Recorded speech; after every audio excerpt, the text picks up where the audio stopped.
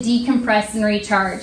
It's a longer period of focused attention. With the kindergartners, it's not that long. Like I give a limit to my kiddos for about 5 or 6 minutes, because the average person, it takes them 7 minutes to fall asleep.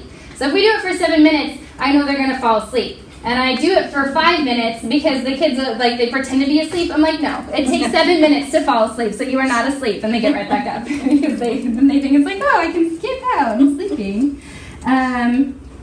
And some of this can also be seen as like a guided meditation, like the body scans, focused listening, which is what you've done. And lately we've been doing like Disney instrumental music, like Let It Go was so great. They were like, oh, I noticed this, no, I noticed that, like things that they didn't notice before. And they don't realize that they're being mindful, but they're noticing their things, because I think mindfulness is such like a broad topic that they're not going to ever fully understand it, but I mean, doing the exercises just kind of helps them get them focused that way. And so I'm going to show you, with my mindfulness, we started off with like quiet time after recess. I had to walk them through procedures and expectations.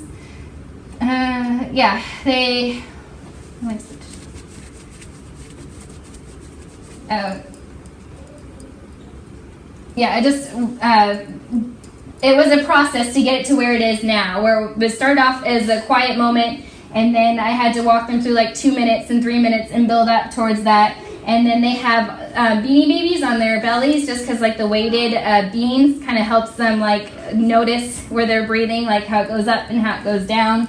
And in this mindful moment, they're doing a story where they're hearing the story and they have to stay focused on the story. And we have normally I have the lights off, but we had the lights on so we could see them. The sweet smell of flowers wafted into your tiny nose. The birds are singing. The sun is shining. There are tiny sparkles of magic glistening all around. Deep in the enchanted forest. You feel happy and excited to be here. From behind a tree. And when we get done with the song, I set the timer for 5 minutes to draw on a blank piece of paper what they heard. And if they're like, oh, I don't remember, like close your eyes, like think about what did you hear, like just try your best. Behind the tree. And I want to give them only 5 minutes, because then after that they're drawing like flowers and roses and random things that are not part of the visualization. Not much different to you. And they're having a tea. But it's great because they're delicious cakes. visualizing like helps with their comprehension, but it's also helping with their mindfulness and focusing and refocusing and training to think, oh, I need to be hearing the story right now, like I'm listening to the story right now. And they are pleased to see you have arrived just in time. And so that's what it looks like. And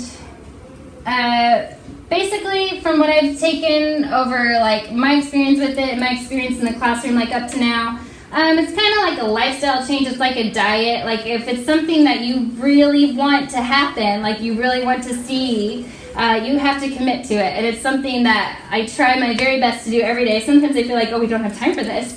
Like we have other standards that we have to do. But it really does help with like center them. And it helps with their focusing and refocusing. And yeah, something that we do every day. And I guess the biggest thing is like these are coping skills, like the techniques are coping skills, but it's what you say to your kids. Now you talk to your kids, that also sets like their growth mindset and their self-compassion, because I really truly believe like self-compassion for themselves is going to give them that belief in themselves to try it, or to try at least. I think that's a huge part of it, that they have to be nice to themselves in order to want to try. And